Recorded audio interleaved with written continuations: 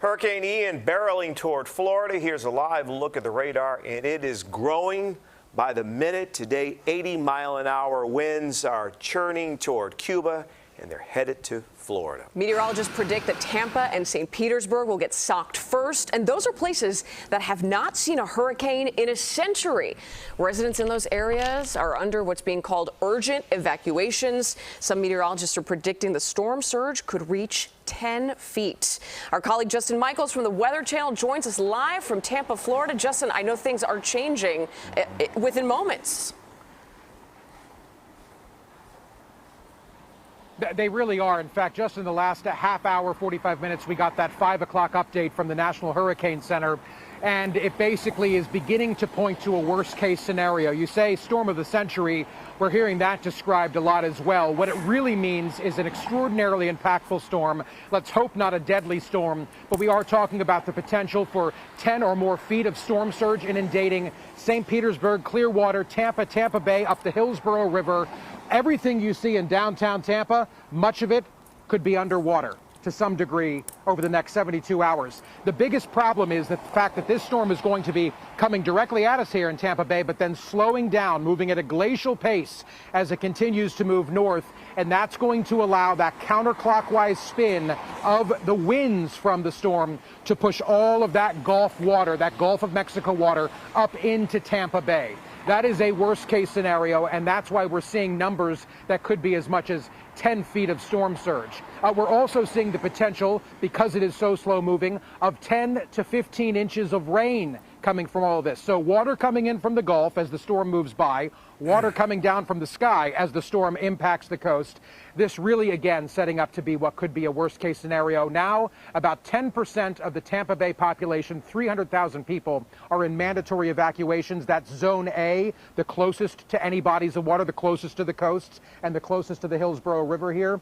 Then we have Zone B and so on and so forth through the alphabet. Zone B right now is voluntary. We have to believe that that's going to turn into a mandatory evacuation at some point soon as well. And Justin, you said before we went on live that you had to leave your hotel. We did. In fact, just in the last maybe 2 hours, we got word from the hotel general manager that our hotel right here along the Hillsborough River, not far from where I'm standing, has been closed by orders of the city, meaning we need to leave. So in between live shots, we went in, we packed up all of our stuff and came back out. Luckily, we did a little pre-planning. We have another hotel to go to, and the general manager there has been very helpful. But yes, we are also finding ourselves in a situation where evacuations are being required upon us. And the good news is we are going into, I think, Mike, what zone is the hotel, C or D? Okay, we're going into Zone D, so hopefully it doesn't go through the alphabet up to D, where we would have to evacuate our next hotel. So we'll have to see, but I can tell you a lot of preparations are underway, and also 300,000 people exiting the area. The governor has cleared out all state road tolls, meaning you can freely go without having to pay tolls just to get out of this area. And really, we truly hope that people are heeding those warnings, guys. We certainly do too. Justin Michaels with the Weather Channel. Thank you for your coverage. Stay safe.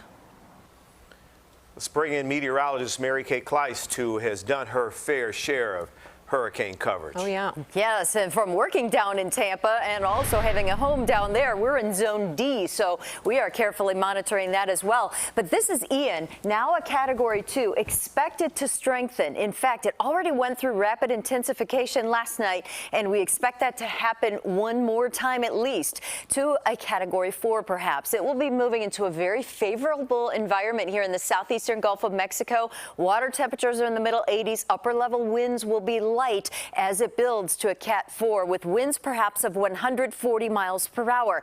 Then things get interesting because it gets uncomfortably close to the Tampa Bay area by the time we get into Wednesday night, and it slows down in forward speed as well. It starts interacting with a front that's actually going to be sitting just to the north of the Tampa Bay area. So here's a look at Futurecast. You can see the well-defined eye that's expected. These feeder bands can really create create some torrential rain and also severe weather as they cut their way across the state. But as we mentioned too, and just like Justin mentioned, Wednesday morning through Thursday, the forward speed slowing down just offshore from Sarasota, from Tampa, even from Fort Myers here, and you get that counterclockwise turn right around the intense eye wall, which is wrapped around the eye.